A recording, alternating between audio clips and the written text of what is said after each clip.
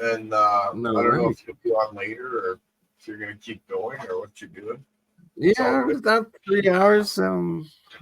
Yeah, well, what are you saying, Nathan? Do you want to go over a little? We can go a little longer if you want. Nathan's going all day. He's making a marathon. I'll see you at 2 in the morning. Oops, sorry, I didn't mean to do full screen. If you're still on after I'm done helping in the kitchen. There we go. There we go. Right on, Gerald. Thank you for coming in, man. Hopefully you're on later because we'll have some more fun. Damn straight. I got a few things. Hopefully we'll be able to show a little later. We'll see.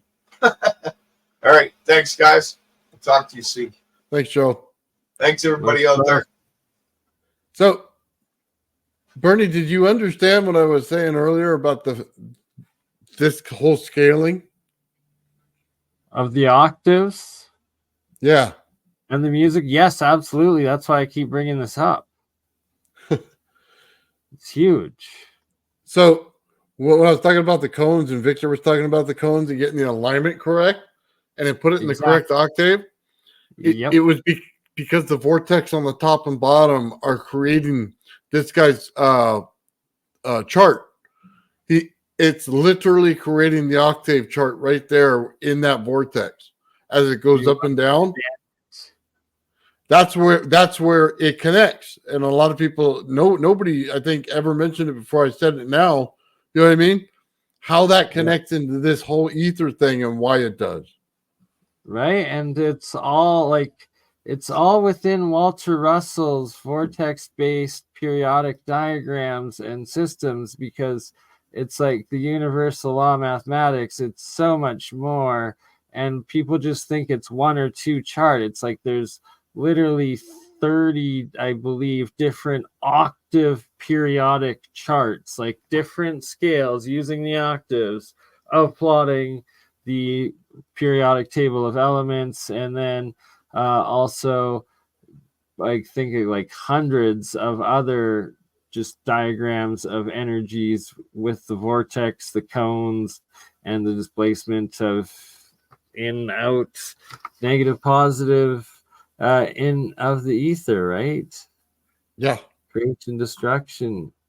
And so here's like first octave, second octave, third octave, again, of the periodic tables on the octave spirals. Like it's so beyond ahead of its time that like. Well, so let's take it this way. The Anunnaki talked about putting gold back in, right? And how it fixed their atmosphere. Well, now you understand, looked on this table, if you put it in the vortex where it goes, they mined all the gold out of their planet, so they couldn't get it to put it into the vortex. So when you don't have it into the vortex, it conducts differently than every other element. So when Gerald shows his coil and he shows his gold and silver coil, he's getting different things coming out of it based on the energy that going through the gold itself. It produces a different field. And here again, a complete another octave-based scale geometry of the periodic tables, their charge differentials between them, all on this octave, like mathematic, geometric universal structure. And it has to do with the spin and the rotation. That's right.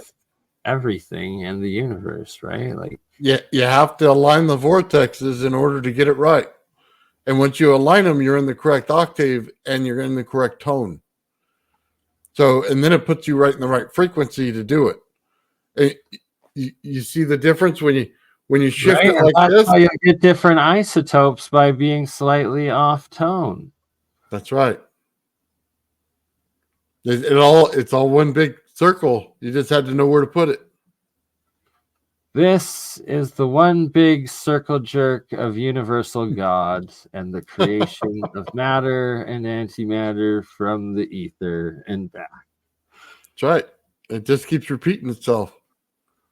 Just keeps on circling around the galactic black-white hole. Oh, man. And the universal scaling and how they all just fit into each other. And when you use geometry with mathematics in an analog state, it's exponentially like smarter than we are today. Like it's wild. Just wild. Oh, the upper picture, when you go back to it, Bernie, there's a reason why that inner cone is there. This one? Yep. You see the cone that goes off to the right and left from that, and it'll point to the center of the outside cube? Yes, sir. It's the same thing that Gerald was talking about when you put the flashlight in his coil. So if you take the coils on the outside and you spin a flashlight in there, right, it's going to refract. So it's going to break apart and create the center one that's larger, and then it'll go back out as you put the other one into it, right? So in the center, it makes that diamond shape that we're seeing here on that top picture. Absolutely. And that's the focal points where you want to be able to have your reaction or your trigger, right, of what you're achieving. That's why it's easier to see it as a diaphragm in the center than anything else. It comes to a point, but then the electricity itself pushes out from that point, and it creates that round sphere. C is red, D is purple, E, oh no, C, oops, C is maybe more, there's this maroon, orange, E, F, orange, G, yellow, F, O, F, A.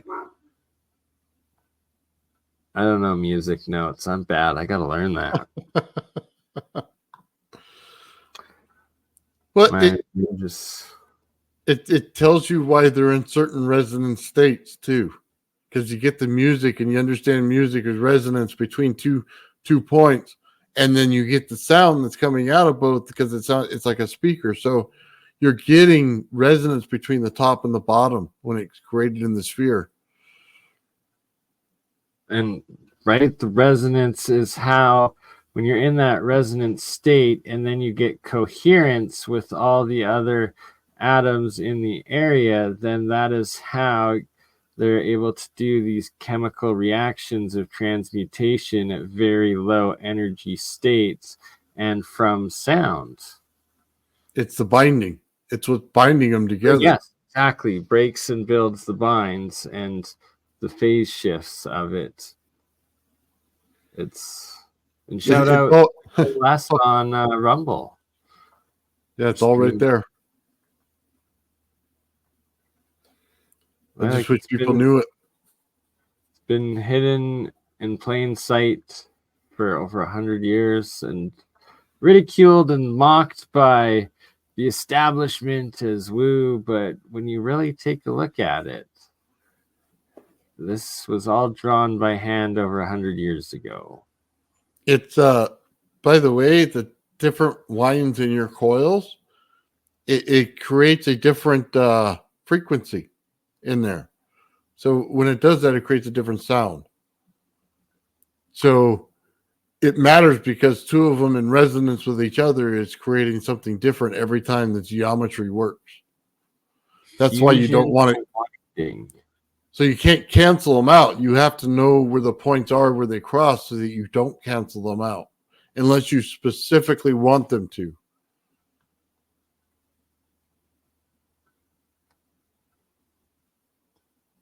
Harp Springs series number 3. Oh, we got another octave. Nurse line, the 9th, 10th, 7th, 8th octaves. I wish these were in 3D, Bernie.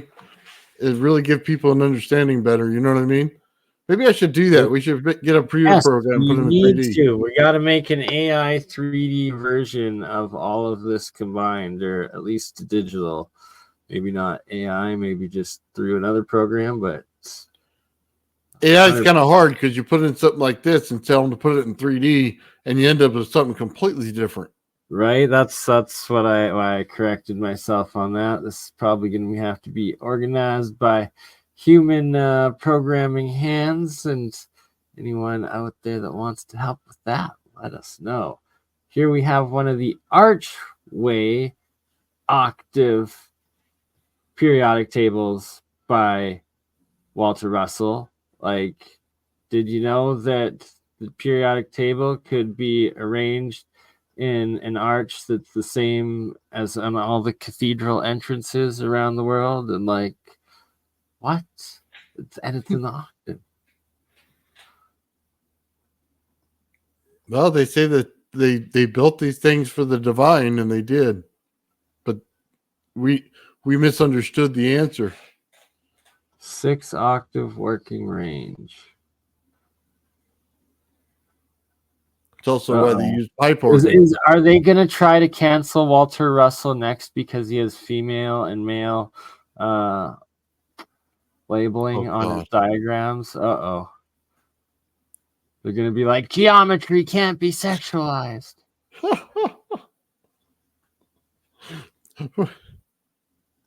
What do you mean? So bad. Magnetic flow.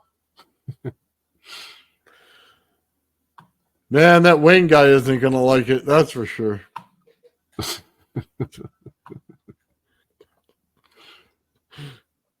Oh. The cosmic pendulum. Interesting. So hold on. I had one too. I was going to show it earlier. I didn't.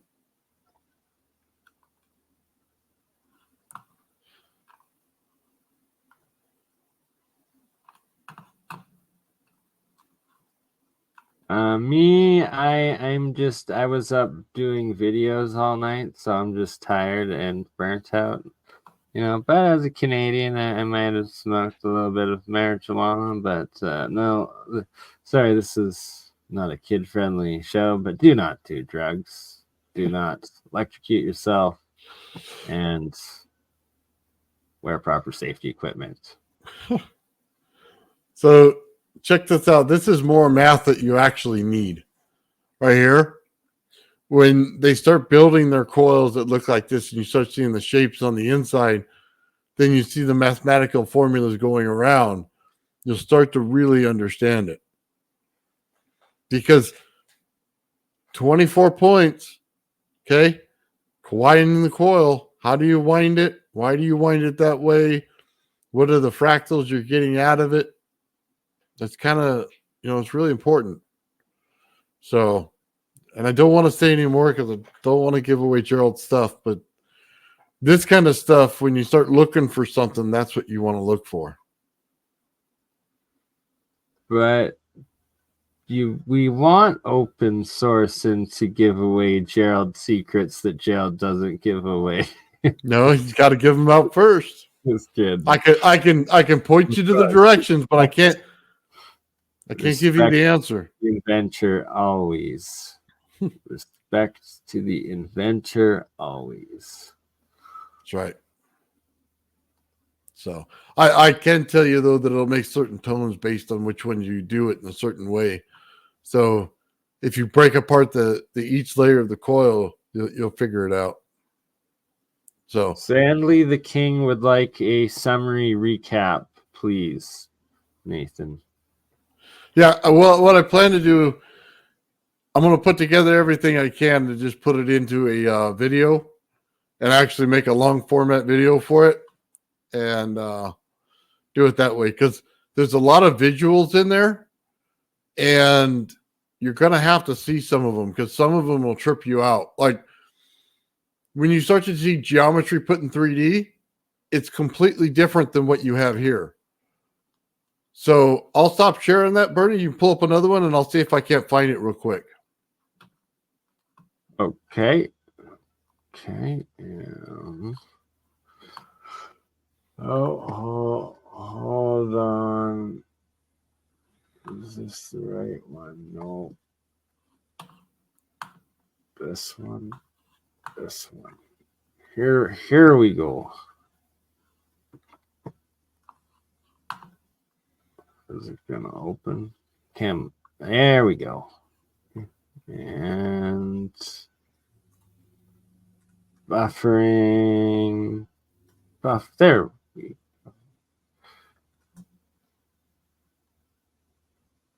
Interpreting some ancient alchemical cosmic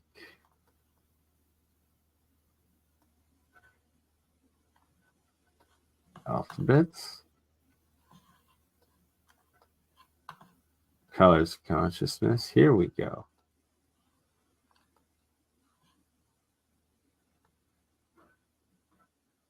Some interesting mathematics. So, all right, I got one for you here, Bernie. Let me see. I might have to share the whole screen though. That's more than fine.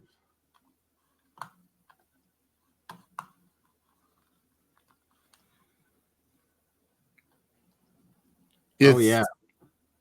The geometry itself is putting off how the actual vortex is being built with the sound. Interesting, isn't it? It is. I like this because this fits into like the Keshi coil windings essentially too that I've made, because they're like triple solenoid that I think would work in this style here that you are displaying. I just need to actually hook them up to the electronic aspects of the circuit, the amplifier, the power source, and the rest of it, right? So watch this one. Is it showing up? You notice the geometry is showing you something different every time it moves. That's the exact same as what Sheila Raman was getting. Lots of these quantum or these coherent geometries on her sonograph or whatever it is. Yeah, it's the same shape. It's just how the energy moves through each part of it. That's why it's important to control the flow of energy and how it works. And then it creates different geometries. It's not just the original geometry that you put into the coil. You're including all the different dimensional perspective flows and fields. Yeah. Let me see if I can't find a better one that's got the pump. Because I don't know if it's going to be in here, but like this one's a good one that shows.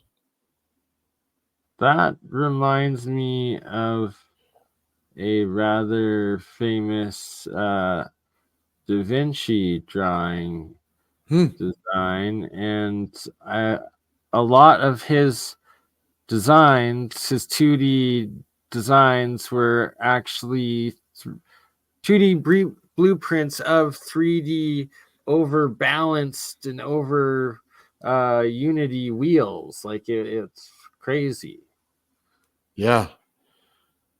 So let's see if they got other ones in here. Man, there were a whole bunch of them you run into in here. When you get to the right ones that are animated, they start to tell you something. Oh, I love Pinterest. Yeah, it's like the coolest thing, isn't it? Days. Let's see if they have it when you start looking at these.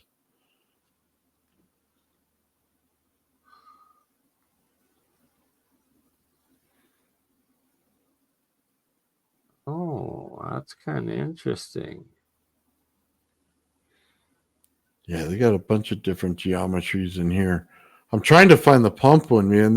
Those really tell you something. It has to do with vortex and pump.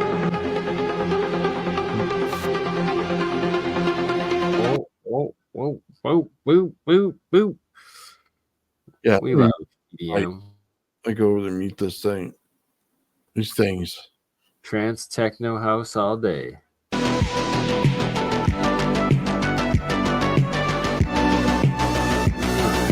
Dude, copy, strike away. Here we go. Dance, dance. Sorry. So the one I was looking at earlier, it would actually show you the coil design, and then it would go into how it flowed. What? Yeah. I can't find it. That sounds so cool.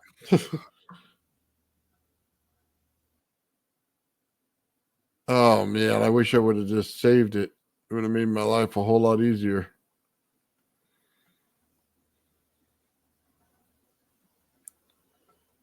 Let's see. It's probably when you chase this rabbit hole.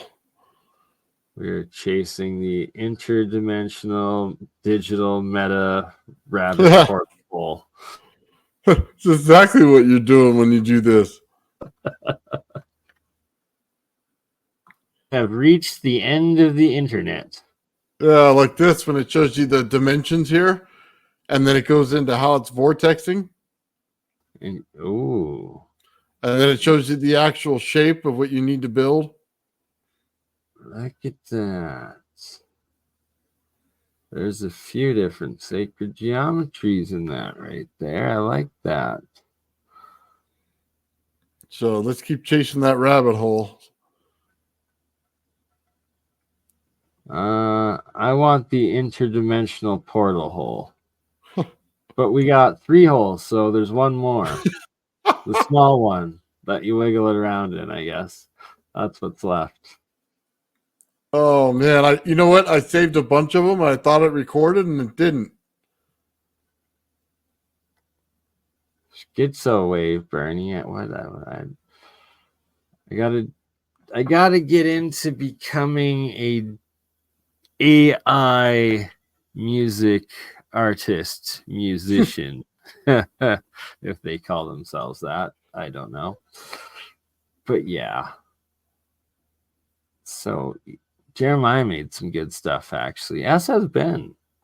Yeah, Ben was doing some good work too. Where is Ben? Yeah, and then Joe did that theme song. Did you ever listen to that? I don't know. Maybe. So here we go. We might get to it now yet. It's funny because you know which one's if you look at these mandalas when they do them, you could tell the energy flow from the how you build it based on the dimension on the curvature of how they do it.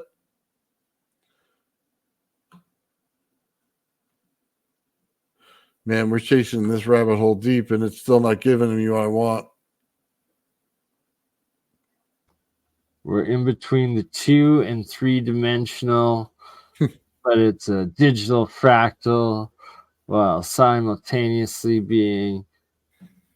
So this right here, this is a better representation of what's going on in a sine wave.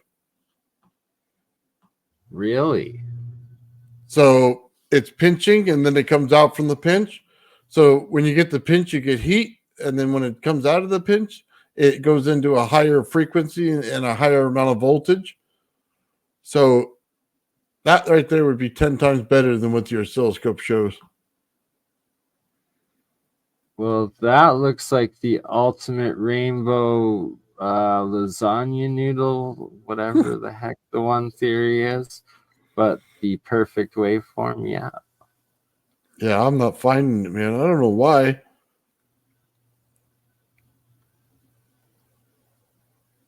It doesn't want to be found today. Yeah, well, I was watching it earlier, man. I do this thing and I go back and I record it. Maybe it's got to be on one of these.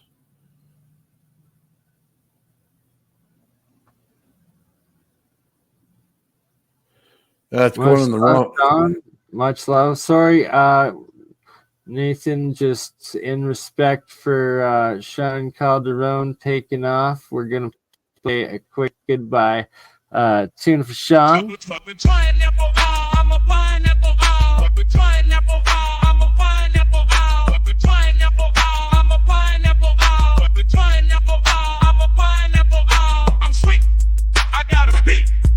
look at me. What do you see?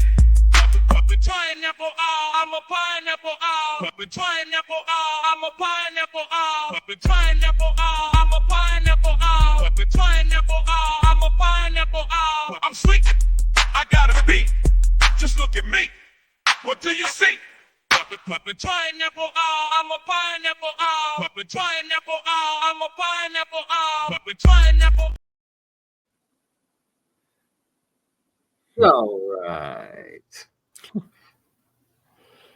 right. But yeah, shout out to Paranoid American Thomas, who made that video. He's actually really good with the AI art, both music and graphics. And I gotta bring Thomas back on with you guys because he'd be the perfect one to help us make a couple renderings and models of some of this stuff. Oh, have you ever seen this, Bernie? I'll show you this one. So,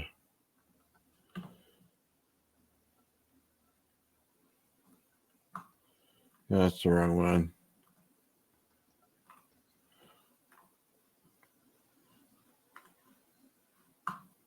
Oh yeah, Did it stop? there we go. Keeps going. That's so cool. Doesn't have anything to do with what we're talking about, but it's so cool. It absolutely does. It's folding back into itself. It's that's one of the motions of the toroid flow. That's so cool.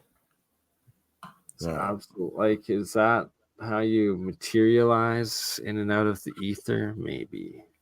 I don't know. Oh man. Bob Lazar likes it. Probably got to do with element 116. Is that the real Bob Lazar? Definitely no. But you never know. I'm going to say yes. I approve. It's Bob Lazar. Oh man. This one. So I don't know about the claims specifically of each frequency, but these are the solfeggios. So do you mess around with putting these into your coils in Graviflyer at all? Let's see. Oh, we got the AliExpress Bob Lazar. Don't give Bob Lazar your credit card info, okay? Jeez, we got AliExpress Bob Lazar. Watch out, ladies and gentlemen, and everyone in between. Oh man. Yeah, these frequencies are far too low. Oh, but what if you amplify them with... I could put the Tesla coil down to those frequencies, and we can see what we can do.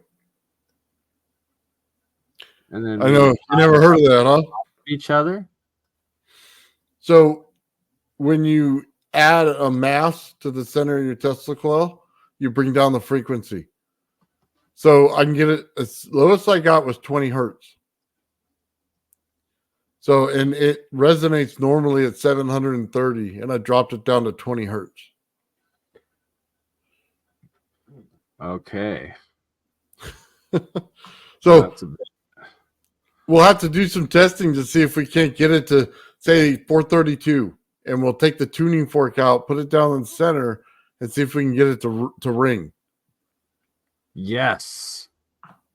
That I want to be a part of. And then get one ringing over here at the same time. The complexity of vortex geometry. Yeah, it's like a study into itself. It's cool. And we want to be these guys with their flying halo portal thing wings, right? Yeah, well, they showed you the thing right there. They showed you the two fields you have to interact. Break The one on the bottom. You see it? You have to create the two fields, and they have to interact. I see what's going on here. Light as a feather. Static electricity, light as a feather. Okay, that's what I was coming in. So it's like when you take the static electricity experiments they did in the 1800s, and then Yeah. they held their hand up and they put the paper under it. The paper would become saturated and it'd lift. Yep. Absolutely. I wish people would have paid more attention to that experiment instead of writing math.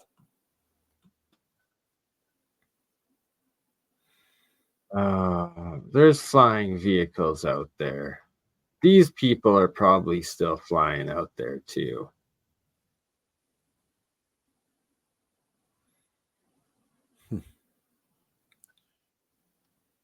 What do you make of these?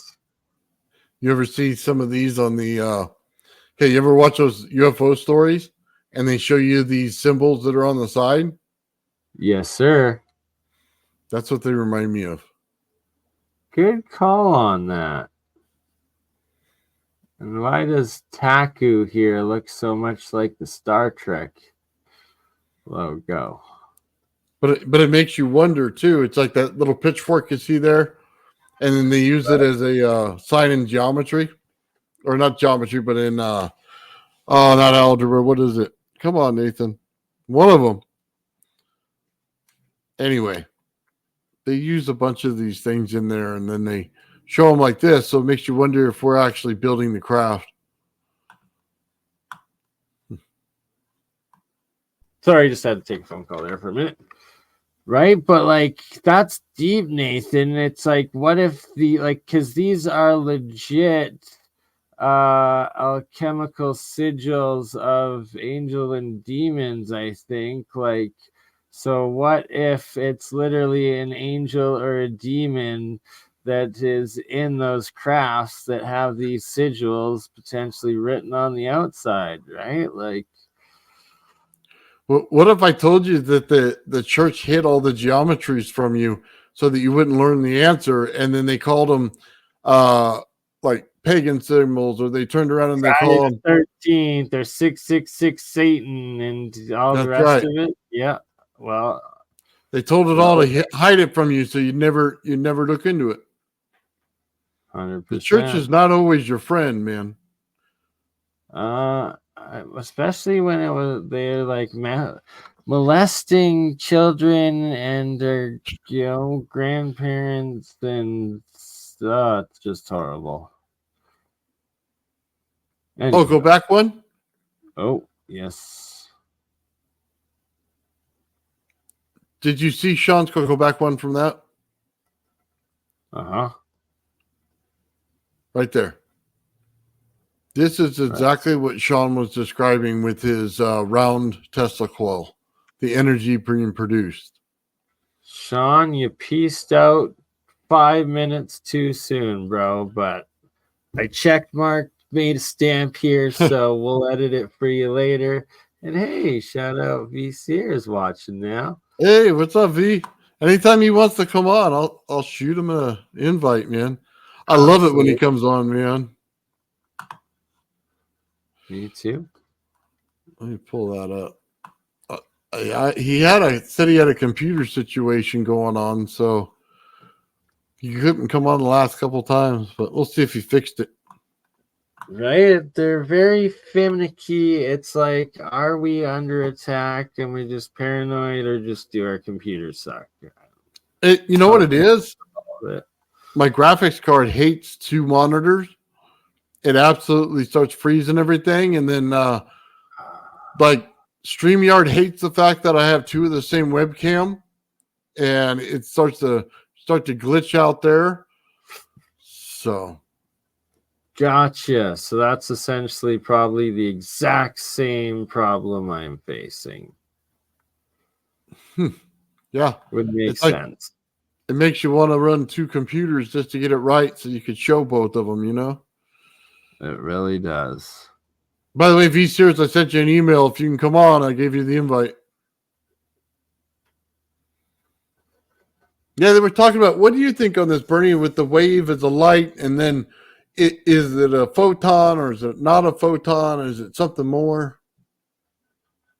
It is, and it's definitely something more, because it's also a wave, a light, a plasma, and possibly even a crystal. Really? Is it time? Does it have time within it? That's a good question.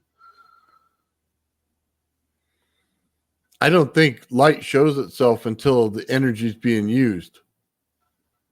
So it goes I to think a lot of what Jack Sarfati said was complete BS, and I had to bite my tongue on him talking shit about all of that and so much different stuff. And I'm waiting, to have the opportunity to discuss it all, hopefully with David Rossi, Ashton Forbes, and Sal Pius at some time in the future, to bring up so many different discrepancies and why there needs to be a debate, and that what's really going on behind the scenes most likely is that Sarfati is actually fighting for Sal Pius for the actual patent of the super force in the physics and engineering world, and is just being extremely dirty and wrong about his approach with it. But I'm not going to get into it. what's the super force? Is that like the super team? What's It's going like on there? bias effect, and it's what Sarfati is trying to call the Sarfati force, but Pius originally called the super force. It's like the God equation, I think, essentially. No, they're fighting over math. They're fighting over the math of the God equation. Okay. They're trying to name it after themselves, and thus it should just be the S force, the super force of God. So maybe just G, the G force, the real G force, the big G force. I don't know. Universal G force. All right. I'm going to shut up on that. So did you not jump in because Jeremy was there interviewing him, or what? Well, see, so actually, Jeremy had kind of taken me off guard there, as we had been planning a stream that I was like late for. Like, I was supposed to start like the very beginning of it with him, but it was supposed to be on weather manipulation, and we were gonna talk about like Hurricane Helene, like the earthquake machines. Antarctica. I was going to bring up a lot of like Dutch census work, as well as Eric Hecker's go deep into it and then apply it to like the latest stuff. And like it was all Jeremy's idea, and he'd been like planning it with me all day. And then it was like I run 10 minutes later. It's like I was stoked he started the clip or the show off with the David Rossi Sal Pius note, because it's like I had sent that to him the week before. I was like, yo, check this out. Like, try to get him to play it on the last stream we did. Anyways, played it at the beginning of this one, and then Jack was there, and I was like, all right, well, we're going. I love, I love and hate the Jack, because, I love Jack Sarfati for like the legend and intelligence he is, but I hate the schmuck CIA fuck that definitely resides within that guy. So it's like you don't know what the agenda is, because there's always going to be multiple of them from him, because literally, like as Gerald was saying, like he was part of like the science CIA science team of MK Ultra. So like for all we know, he could have been like running the MK Ultra. Like, who knows what Jack Sarfati really knows and has done? But the fact of the matter is, he has definitely done a lot and definitely knows a shit ton. So you always have him on, but I try to be as unbiased as possible, but I also try to like, challenge him as much as possible without like triggering him to like, feel disrespected, because the guy is old and a legend, and is giving us her time, but simultaneously he's got his CIA agendas, so it's like you try to feel him out to try to get what his narrative is and what he's all saying and stuff like that. But like one of the great things is like I pressed him on Iran Israel several times, and like he's like an American Jewish physicist and I got him straight up on his own saying that Iran is not the enemy, our own government is, and they're the ones pushing us to war. So it's like, it's like he's speaking from the heart there. So not all that he says is BS, but regardless, it's interesting. Or is he just a CIA operative trying to create rebellion into civil war psyop? I don't know. But I don't know. I think Iran's government's the enemy, but I don't think its people are. That's for sure. exactly, right? They just want some fighting over religion again. And how many trips to Epstein Island did he make should be the question. That is a legitimate question. But I can tell you, if he truly was a creep because he's in New York and he had no idea who the fuck P. Diddy is or Sean Combs, so it's like Epstein been out for a while. If you were into that sort of thing, you'd probably be hooked up with the new one. And since he had no idea who that guy is, I'm going to give him the benefit of the doubt. Just saying. Check his closet for baby oil. That's what you're saying? Yeah, right. Jack, you don't need 10,000 liters of baby oil for this warp drive experiment. I'm just kidding. I don't know. Oh my God. Cancel me. I love it when they come out with that stuff because it's a whole load of crap, man. Right? We're taking this bubble and we're taking on this flat plane and we're going like this to the bubble, right? Well, how did you get the flat plane? Because I've never seen a flat plane in space at all. Where did it come from? Was it the magic carpet ride you were on? Because I've seen a lot of flat planes on those carpet rides. You know what I mean? But never in reality. Right? Oh my God. It's so far-fetched. I only got through like 15 minutes of it when watch your show, man. Because it was like, if you dump on a freaking garage guy again, dude, it's like, I'm just going to blast you, dude, because I've about had it. It was like, talk down to everybody, and you're not talking. Like I said, it was amazing and synchronistic. It was a true think tank that you had put out, Star Trek Fringe Tank Episode 3, Bernie's Bad Mushroom Trip, because literally, it was literally the third time I'd probably done mushrooms in like the last 12 months for sure. And like it was a micro dose, like, and the reason why was the second time I had done them in the last year was like the past weekend at my father-in-law's funeral, when one of my brother-in-law's friends gave us a few mushrooms to microdose. So I had one left and I just had randomly taken it in the morning, and then you put that out and I was like, oh, this is amazing. And then I was like, oh my God, interview with Jack Sarfati. This is gonna be a fun guy of a time. And well, that's what happened. Oh my God, dude, that's too much. So you were on your personal own trip. Or all of that is just in the role-playing action fantasy non-reality of the metaverse. Yes. Okay. There you go. Oh man. Oh, that's so funny, man. On the trip of your own while watching another trip, that's got to be a trip. You know what I mean? The whole complexity of it. Man, I was triple tripping, bro. 3 holes. It probably never left your head at that day, man. Triple tripping on the 3 holes. Oh, okay. That was so great, man. Okay. Oh. What was I going to show? This one. More to the musical tones and octave scaling. Nice. And the importance of it in the fields.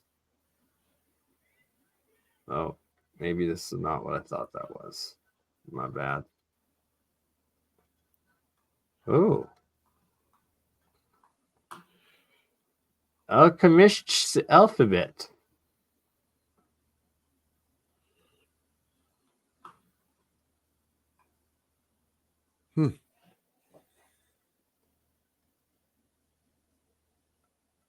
Interesting. H is Mercury. Weird. And Saturn. What? Strange. It's But funny then this different. the way they write them. It changes the meaning of them Absolutely. because they're all supposed to be the same thing all the way across, right? Is that the way this Supposedly. works? I think so, but it's rather confusing, right? Like, or is this B all the way? Like, what? No, this is. I'm confused. Because here you have gold and here you have gold. Here it's A, here it's E. But it's A, E, maybe? Like, I was here looking you at got something that had alchemy in 69. it. Got Cancer, but you have Mercury, but you have Saturn.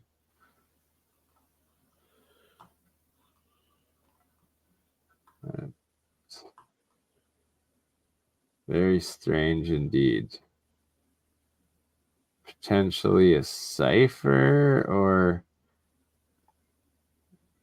different languages. It got gold again at O.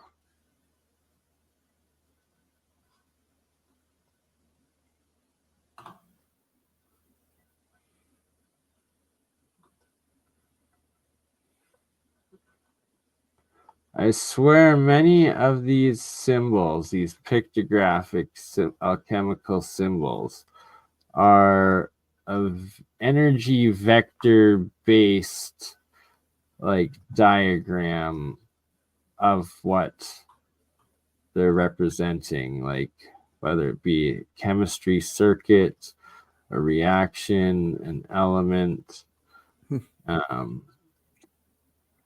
different minerals, if that makes sense. Well, hold on. I got one to show you, Bernie. Tell me what you think of it, okay? 100%.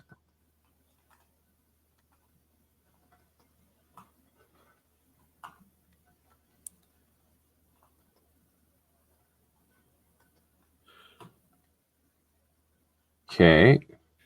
So it shows you the heavenly bodies, right? And then it goes on to start telling you about different things. And it all has to do with the shapes that you put into things. Okay. I'm following. So I was just wondering what you thought of it, because it was completely oddball to me. It has to do with the charge and like the electro and magnetic like charge and capacity of each of the metals, like iron, copper, gold, silver, and then the position of that corresponding heavenly body at the time that you're doing it, sort of thing. Like, so gold, you're going to get more energy out of during the day while the sun is up. Silver, you're going to get more during the full moon. And like the copper, iron, and lead, stuff like tin, being like Jupiter, Saturn, Mercury, obviously, but Venus, Mars, and that I honestly believe, and it also has to come do a bit with Ed Lead Scallon at Coral Castle was also huge into this and applying it to what he was doing and put it a bit in the, not his first Sweet 16 book, but one of his later book publishings on magnetism. I just thought it was interesting. It is, and there's so much more to it. And I know I sound like an absolute raving lunatic in that, like, making all these wild claims, but it comes down to, for instance, why the different domes or roofs of like the cathedrals and churches and places of worship, they all have the alchemical symbols, and then the alchemical symbol that they have on them is the corresponding metal that they then cover dome or piece with, and they're built with these astrological alignments to the actual planets and heavenly bodies. So it's like, it seems that they are somehow harvesting or using or tying their energy technology into it with this stuff. It's very, very complex, wild, and the Alchemist rabbit hole for another day. Well, it might be that the use of energy when the sun's out and how it affects the ground is different. You know what I mean? Yes, exactly. The grounding aspect of it, the sun, and then think casting spells, and that's a huge part of them all, and their sigils and what they're doing. So then that's, well, where the heavenly bodies are, where the sun and the moon are, and their cycles while they're doing their rituals in these specific geometries that they do in their spell circle. And I don't know, I'm very aware of like the witch and Wiccan and alchemical stuff and the sigils and all of that. So hold on. So if they're standing on, say they take the star on the left, right? And they stand on each one of the corners and they make the sound one right after the other. Yes, is that exactly. like a flow direction? Yes, exactly. You got Okay. it. So yes, and then there has to be like 4 or 5 of them in it to complete the cipher or the whatever it's the witches or Wiccans called. But yes, you got it full on. And then when they're doing it at those center focal points, for instance, in those domed building, cathedral, amplifying places, in the alignments of per se the solstice or equinox or eclipses and all of that, then you're getting exponential amplification on the energy that they're doing or casting. It all pretty much makes sense to what we're doing now. I don't know if you noticed that they're telling you the flow direction and then which people are singing in the direction, and then how to acoustically put it together. It's not much different than what we're talking about in these coils. Right, so that's the next thing, is you're gonna have to go take your gravifier and try and fire it off in a cathedral and see what happens, and then while the organs play. I gave Jeremiah a giant clue on how that thing works. I'll see if he spreads the word to his buddies over there at Falcon and see if they actually use it. So, and I don't even know if he picked up on what I told him, but we'll see.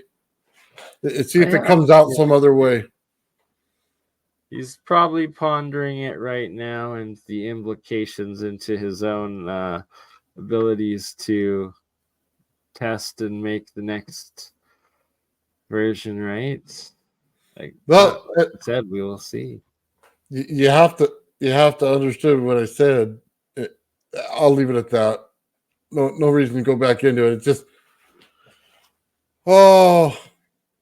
it's like giving away the secret to the whole secret thing. Sauce. You gave away some secret sauce in this stream earlier for all those. I guess deep down, I hope it gets to the right person so they understand what mistake was going on. So. Right, and that's the whole point of letting it drip out in open source, open mic, Saturday Fringe Science Think Tank. I don't want to be the only one that does this, you know what I mean? Wizardology. Boom! Who else wants to be a wizard? You see a lizard? Teaching that secret sauce, y'all. Oh, man. All right. Well, I guess we're almost at 4 hours. Anything else you want to cover? Or You know what? We show the shape. I can't show the motion on those shapes. I wanted to today. That would have really put it in perspective. So, yeah, Victor, I sent you an email if you can come on. I hope you got your computer fixed. Let's see.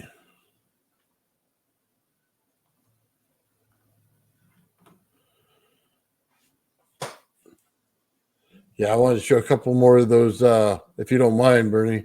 Oh, by all means, this is your show, brother. Well, you're on it, so Try and stop you, Nathan. We'll just do a little Star Trek here for a minute, so I can laugh a couple more times. Oh hell yeah, I'm Trekkie for life. So we'll just start at the beginning. Oh, I got to do the next one, man. It's going to be hilarious. All right. Mike, this is the captain speaking. Have you and Ben been able to fix the transporter yet? That's what I'm saying. I can explain to you very simply how to verify if that ground, the third prong at the bottom, the circle hole. I think it's 3 prongs, right? 3 holes. You're in Canada? I don't know. No. It's 3 holes. Yeah. It should be. So you have the ground. The third hole is the ground. So you could test that ground by. You have the 2 other holes. Are they the same size or is one bigger? I'm sorry. Say that again. You have a third. All right, say that again. Ground at the bottom. One of your holes bigger. At the top or the power. Are they the 2 holes? Are they the same size? Your 2 holes are the same size. No. They're the same size. It's one Same hole size, so looser it's than 2. the other, guys. You're in Canada? He keeps asking if you're in Canada. Ben, are So you it in can't Canada? be the same size. One slit is a little shorter. Are you sure? Let me see. Look closely. You need more light in there. Oh yeah, you're right. I'm sorry, Mike. Did you say you had the transporter fixed? Put the voltmeter on AC 120 volt setting. Put one prong in the ground and the other prong in the smaller hole. That's your hot line. And if you get 120 volts, that ground is working good. If you don't, if you get less than 120 volts, like 90 or 80, your ground is probably no good on that plug. That could cause a lot of issues for the circuit too, by the way. Well, the problem is this only goes up to 10 amps and then it blows. No, so. you don't need amps. You just need 120 volts is what it should read. Okay. As long as it doesn't blow my fuse. Put it on good. volts, not amps. Volts. 120 AC volts. This should be good to 250 volts. So we should be okay. Hey, Gerald, come here and listen to this. I can't tell if they're fixing the transporter or not. Right. So now put one prong in the ground, the other prong in the smaller hole, not the bigger one. The smaller. Does it matter which one is which? That's a tough question. It kind of does matter, but anyway. Wait. So the red of the 2 holes, other than the ground hole, of the 2 holes that you have there, one is smaller. That is the smaller hole is the power. The bigger hole is the return for that power. The negative. Okay. Yeah, but you don't want to use that to. All right. So real quick before I electrocute myself, Mike, which hole do I stick this in? Don't stick the plug out. Just stick the prong. If the hole is red, there's no prong. The probe has two prongs, 2 metal. I'm sorry. Put one prong in the ground and the other prong in the smaller of the 2 holes that are left. But it doesn't matter which Put one it is in the which. smaller of 2 holes and wiggle it around. No, it does. One of the probes, you have 2 probes from the voltmeter. One goes, no, it doesn't matter which one of the 2 goes in the ground. No, it doesn't. Okay, so I can put the black one in the ground and then the red one in the small slot. Yes. Sorry, Okay. I misunderstood you there. No, it's okay. We're talking about putting things in holes. Yeah, easy to get confused. Mike prefers a certain one. It's easy So, if you to don't get see a 120 confused volts with right away, putting just things in wiggle it holes, around till you ladies get a and good gentlemen. connection. You should be either 120 volts or like less than that, like maybe It's just 100 too volts. easy. Yeah, 120. Well, especially Okay, your ground is when good. You you're just electrically verified it. engineering the It's good Star ground. Trek. Enterprise. Now, just so you know, if it read less than 120, like around 100 or 90 or 80, that ground is For no New good. Hope. Right. Okay. It was actually slightly above 120. So is that normal? Yeah, you're It's good. like You're good. 120.30. The ground Okay. is good. Good. Just make sure you're Oh. firmly connected to that third prong into your circuit. Something tells me we're never getting this transporter fixed. If you were to put one prong into ground and the other prong into the return, you wouldn't get anything because it's not source. You're not hitting source. You want to go from ground. Oh my From God. source to ground to get a reading. Oh, No, that makes sense. If it's not properly grounded, you're going to be getting a loss. You're right, Nathan. yeah. I'm living right now. I'm barely breathing. Oh, I'm wiping tears over here. I'm telling you, that was the best. Mike's best segment ever. I swear. That was awesome. I'm giving her all she's got, Captain.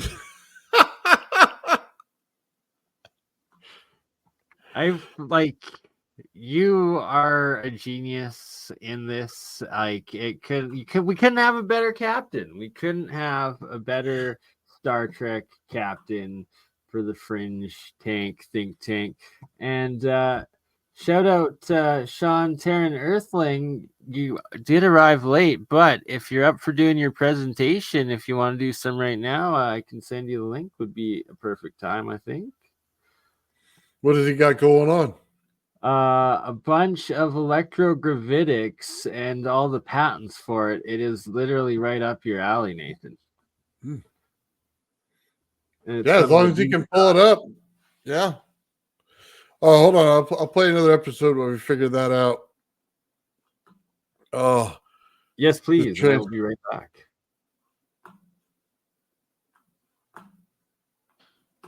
people of planet Dreamscape, greetings from the Starship Fringe Think Tank. Welcome to the Plant Dreamscape. It's an honor to meet you, Gold Lady. We'll be transporting down to the surface in no time. I must warn you, Captain. Any random thought during transport may have unexpected consequences. Gerald, gather the away team and meet me in the transporter room. Guys, try to be on your best behavior. That Gold Lady seems like one of those uptight scientist types. The elite of the most prestigious scientific communities. Gerald, I don't think that Gold Lady's going to like that. There you go. Well, when it comes to women, as my dear departed father used to say, you can't live with them, and marriage is illegal. You know, there was something I was supposed to remind you guys about. Something about random thoughts. Oh well, we'll just figure it out when we get there. All right, Ian, 5 to transport.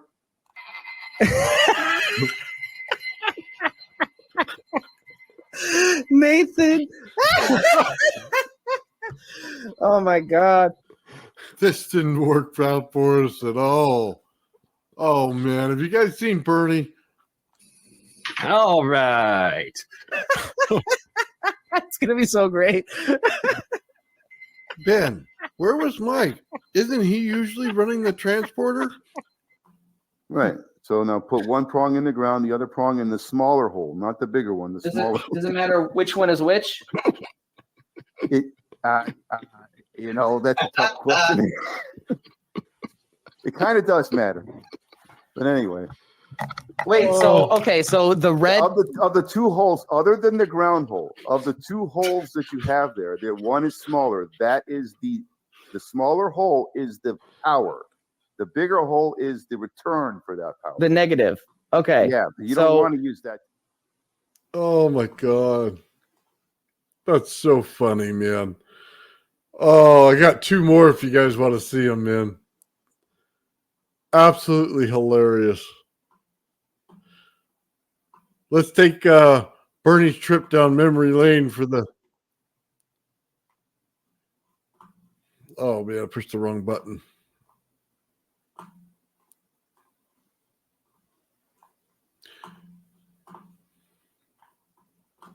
Captain speaking. Joe, can you please report to the transporter room?